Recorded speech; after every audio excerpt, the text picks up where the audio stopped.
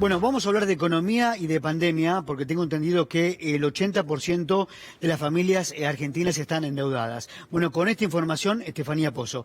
Estefi, ¿cómo te va? Buenas tardes, ¿cómo va Adrián, toda la audiencia? Bueno, sí, algo que venimos relatando, que venimos contando cómo viene la evolución de las deudas y de qué forma se están financiando las familias en el contexto de la pandemia, donde hay un poco menos de trabajo, a donde muchos no están pudiendo generar ingresos y entonces, bueno, empieza a aparecer algo que quizás no aparecía con tanta frecuencia como antes. ¿De qué estamos hablando? De las deudas. Y ahí te elevo un poco el porcentaje, vamos a ir viendo también en pantalla los números. El 87% de las familias tienen alguna deuda, de los hogares, porque sí. este estudio se habla de hogares. En el caso de cuánta cantidad de hogares, pues yo te digo 87%, vos me decís, bueno, ¿cuánta gente es? Son 12 millones de hogares en la Argentina. Muchísimo. Que tuvieron, sí, un aumento en su endeudamiento y en particular cuando ves cuánto aumentó el total de las deudas, creció un 16% en julio respecto del mes anterior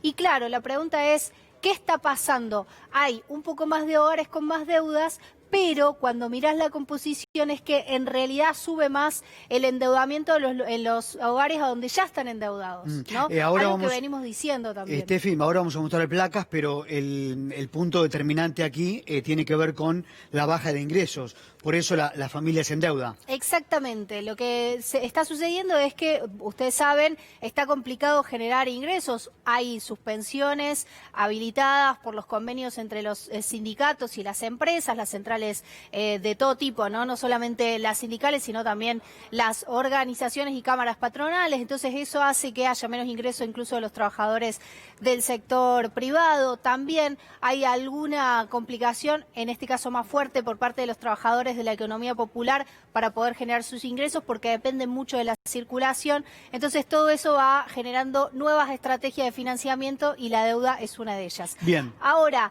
¿cómo es la deuda? ¿Cómo es la composición de la deuda? Y esto está en la próxima placa. Tenemos, por un lado, que podés pedir plata al banco o podés hacer una especie de financiamiento con métodos no bancarios que ya vamos a ir a verlos.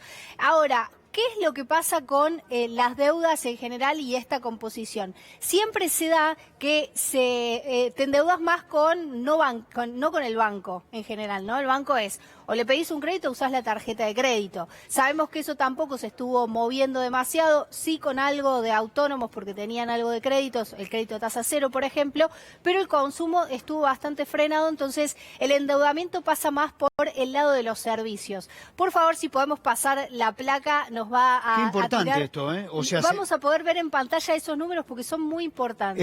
¿El endeudamiento se dio más por los servicios y no tanto por el lado de los bancos? Exacto. Bueno, y en la siguiente placa vamos a ver qué cantidad de hogares están teniendo deuda con, sobre todo estas no bancarias, ¿no? Casi 9 de cada 10 hogares tiene deudas no bancarias. ¿Qué significa esto? Dejó de pagar los impuestos, en principio, también tiene deudas de servicios, tiene deuda con amigos y familiares y tiene deuda con prestamistas, que esta es la deuda más complicada y que pone más en riesgo a las personas, claramente porque quedan en un lugar a donde no hay ningún tipo de mediación, ¿no? Quedás muy expuesto. Muy expuesto. Sí. Ahora, además de saber que hay muchos hogares que están endeudados, es qué pasa hacia adelante, cómo podemos salir de la pandemia y qué espacio va a haber para todos los hogares para destinar parte de sus ingresos a mover la rueda a través del consumo. Bueno, mira estos datos que están ahora en pantalla. El 24,6% de los hogares dice que va a tardar hasta 6 meses para pagar las deudas que tiene. El 14% de los hogares va a tardar entre 6 meses y un año, más de un año el 20% de los hogares, o sea, tenés 1 de cada 5 hogares que va a tardar más de un año en devolver todo lo que tiene endeudado, obviamente en contexto de la pandemia. ¿Cuánto influye esto, Estefanía, que no haya paritarias desde el año pasado, ¿no? Porque tampoco hubo una baja de ingresos, pero tampoco hubo aumento de salarios. ¿Esto repercute o no? Todo esto repercute de manera muy grande, digamos, porque necesitas algún tipo de financiamiento. Si hubo un gasto extra, pensá, por ejemplo, que estando en nuestros hogares y trabajando en nuestros hogares, tenemos mucho más desgaste de todos los equipos que tenemos ahí, no solo computadoras, sino quizás quizás te diste cuenta que necesitas un escritorio y la empresa por ahora no te lo paga, o por ejemplo tenés, no sé, se desgastó la heladera porque estás abriéndola y cerrándola más tiempo, hubo más gastos importantes, entonces es muy